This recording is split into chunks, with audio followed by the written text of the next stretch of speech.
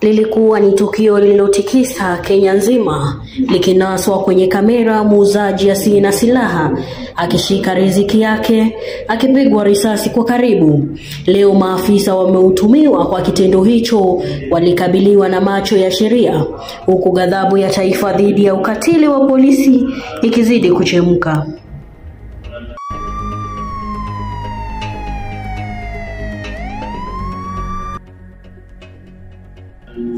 Constable wa polisi Duncan Kiprono namba ya utumishi 117193 na mwenzako Constable wa polisi Cleanse Baraza Masinde namba ya utumishi ikiwa ni 119413 leo walifikishwa mahakamani ya Milimani jijini Nairobi. Walioshtakiwa kwa mashambulizi ya kumpiga risasi kichwani Boniface Mwangi Kariuki, muuzaji wa barakoa mwenye umri wa miaka 22. Maafisa hao walifika wakiwa wameficha nyuso zao, ishara iliyochochea zaidi ghadhabu ya umma.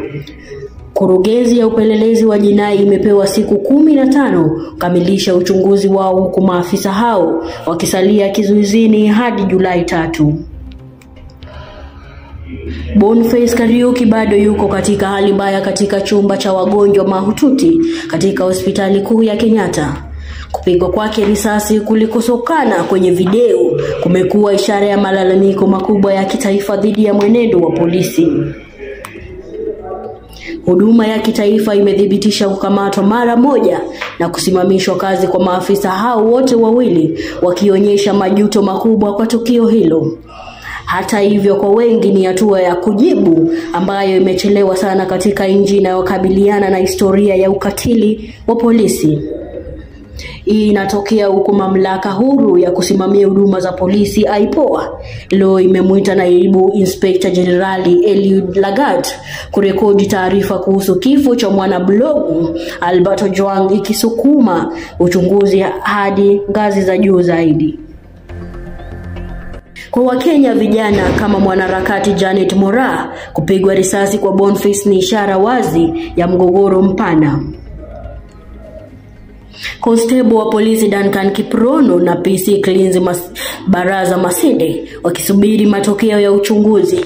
Kesi yao inasimama kama wakati muhimu itakayoonyesha dhamira ya Wakenya kukomesha kutoadhibu kwa polisi, na bila shaka itaadhiri mkondo wa maandamano yanayoendelea ambayo yanaendelea kuunda upya mazingira yanayohitaji uwajibikaji nchini mwetu.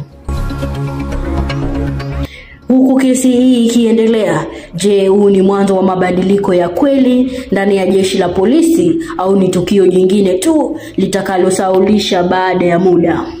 Je, kweli tutaweza kutarajia haki na amani barabarani wakati wale wanaopaswa kutulinda wanaposhtakiwa? Nikiripotia runinga ya Top Prime Media, mimi ni Rose Mbula.